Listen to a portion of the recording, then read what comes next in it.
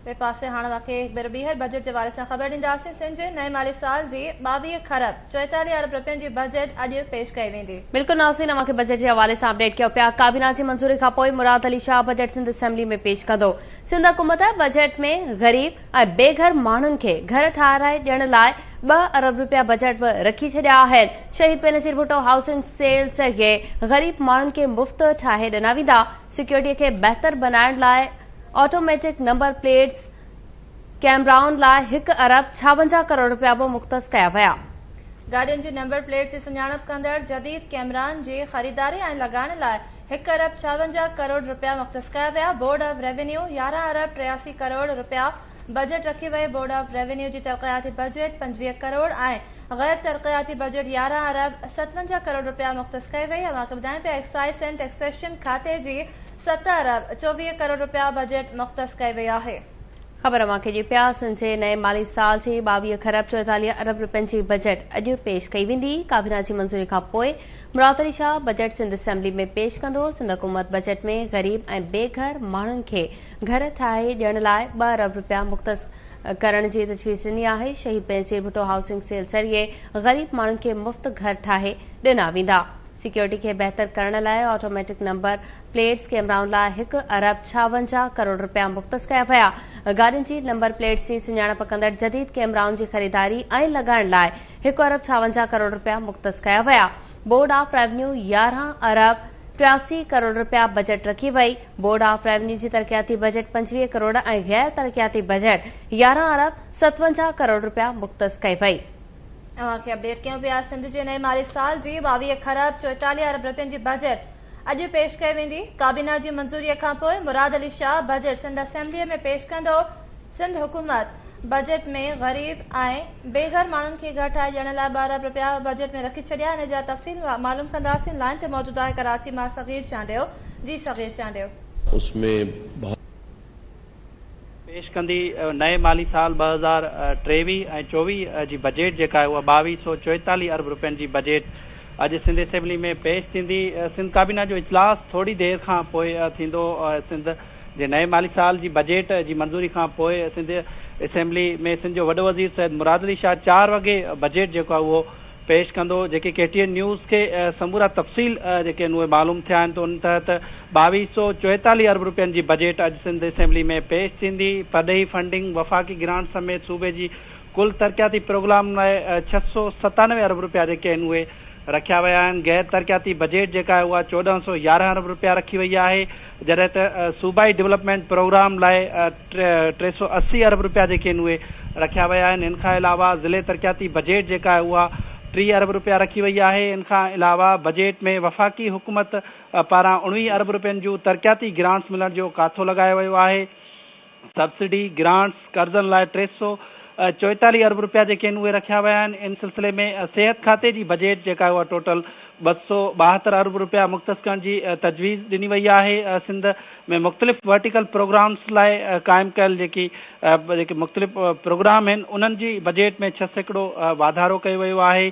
EPI लाइ 4 अरब, malaria control programme लाइ 38 crore, hepatitis control programme लाइ 2 अरब 60 करोड़, डेंगी कंट्रोल प्रोग्राम लाइ 6 करोड़, TB कंट्रोल प्रोग्राम लाइ 69 करोड़ रुपया जेके आहिनि उहे रखिया विया आहिनि। अहिड़ी रीति हेल्थ केयर कमीशन जे लाइ 2 अरब 61 करोड़ रुपया जेके आहिनि उहे ग्रांट रखी वई आहे। SIT जी 53% ग्रांट में वाधारो कयो वियो आहे। SIT जी लाइ 15 अरब 31 करोड़ रुपया जेके आहिनि उहा ग्रांट रखी वई आहे। किडनी सेंटर लाइ 20 करोड़, ट्रामा सेंटर कराची लाइ 3 अरब 8 करोड़ रुपया जेके आहिनि उहे ग्रांट रखी वई आहे। जॾहिं त सिंध जी बजट में सभ खां वधीक जेका आहे उहा बजट तालीमी शोबे लाइ जेका उहा रखी वई आहे। तालीमी शोबे लाइ तरक़ियाती बजट जेका आहे उहा 45 अरब 33 करोड़ रुपया हूंदी। गैर तरक़ियाती जेका बजट उहा 308 अरब रुपया जेका रखण जी तजवीज़ ॾिनी वई आहे। जॾहिं त सिंध पब्लिक सर्विस कमीशन जे ज़रिए 1500 लेक्चरार भर्ती करण जो बि जेको आहे उहो ऐलान कयो वेंदो। सिंध जे मुख़्तलिफ़ ज़िलनि में 23 नवां कॉलेज क़ाइमु करण जो फ़ैसिलो कयो वियो आहे। उन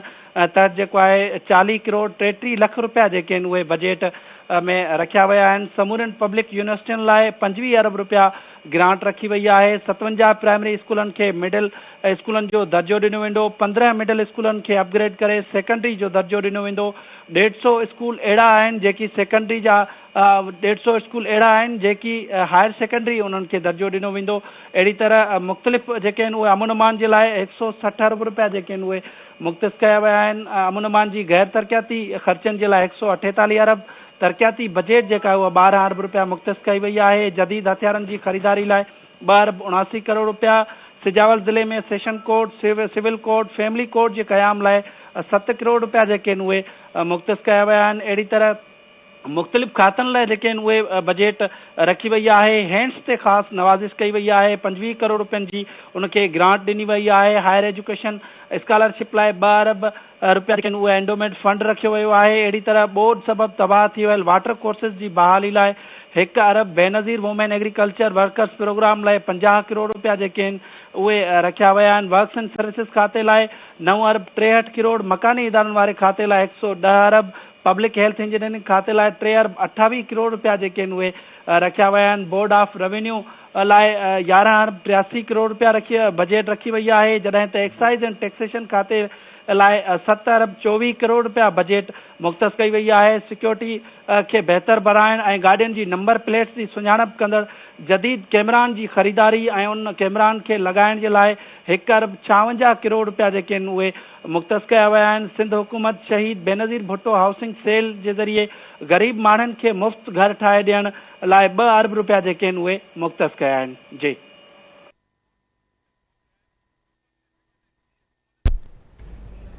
अच्छा सगीर चांडियो, इहो ॿुधाइजो ही जेका बजट पेश कई वेंदी इन में कहिड़ा नवां टैक्स लागू थींदा या ही टैक्स फ्री बजट हूंदी?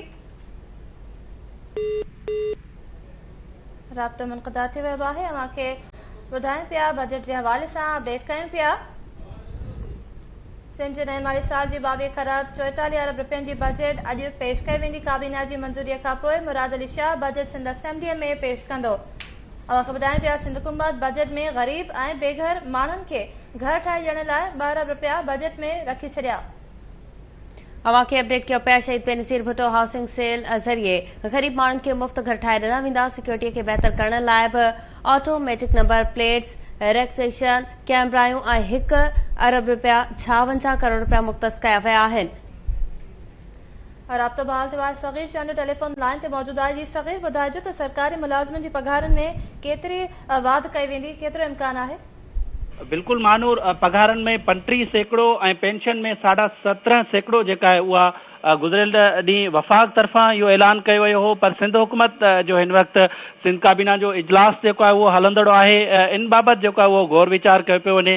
ज़रियुनि जो इहो चवणु आहे त जेका 35 खां जेका उहा 40% पघारनि ऐं पेंशन में जेको आहे उहो इज़ाफ़ो थींदो। इन सिलसिले में हिन वक़्तु जेको आहे उहो सिंध काबीना जो जेको आहे उहो इजलास शुरू थी वियो आहे। सिंध काबीना जे इजलास में जेको आहे उहो बजट जे हवाले सां गौर वीचार कयो पियो वञे। इन सिलसिले में जेका सिंध काबीना जी जेका उहा सिंध काबीना बजट जी मंज़ूरी ॾेई छॾी आहे। वज़ीर आला सिंध जी सदारत में सिंध काबीना जो प्री बजट इजलास थियो आहे। उन इजलास में नए जेका माली साल जी मंज़ूरी ॾिनी वई आहे। इन सिलसिले में सिंध जे वॾे वज़ीर जो चवणु आहे पीपुल्स पार्टी सिंध जे हर ज़िले में बलदियाती चूंडुनि में जेका उहा कामयाबी हासिल कई आहे। आम चूंडुनि में बि पूरे पाकिस्तान में जेको आहे उहो कामयाबी हासिल कंदी। सिंध काबीना जे पारां नए माली साल 2023 ऐं 24 जी जेका आहे उहा बजट जी जेका उहा मंज़ूरी ॾेई छॾी आहे। जी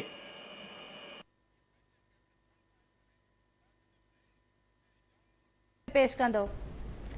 अव्हांखे अपडेट कयूं पिया गाॾियुनि जे नंबर प्लेट्स जी सुञाणप कंदड़ जदीद कैमराउनि जी ख़रीदारी लॻाइण लाइ 1 अरब 56 करोड़ रुपया मुख़्तस कया विया। बोर्ड ऑफ रेवेन्यू 11 अरब 83 करोड़ रुपया बजट रखी वई। बोर्ड ऑफ रेवेन्यू जी तरक्याती बजट 25 करोड़ ऐं गैर तरक्याती बजट 11 अरब 57 करोड़ रुपया मुख़्तस कया विया आहिनि। सिंध जे नए माली साल जे 22 खरब 44 अरब रुपयनि जी बजट अॼु पेश कई वेंदी। काबीना जी मंज़ूरी खां पोइ मुराद अली शाह बजट सिंध असेंबली में पेश कंदो। सिंध हुकूमत बजट में ग़रीब ऐं बेघर माण्हुनि खे घर ठाहे ॾियण लाइ 2 अरब रुपया बजट रखी आहे।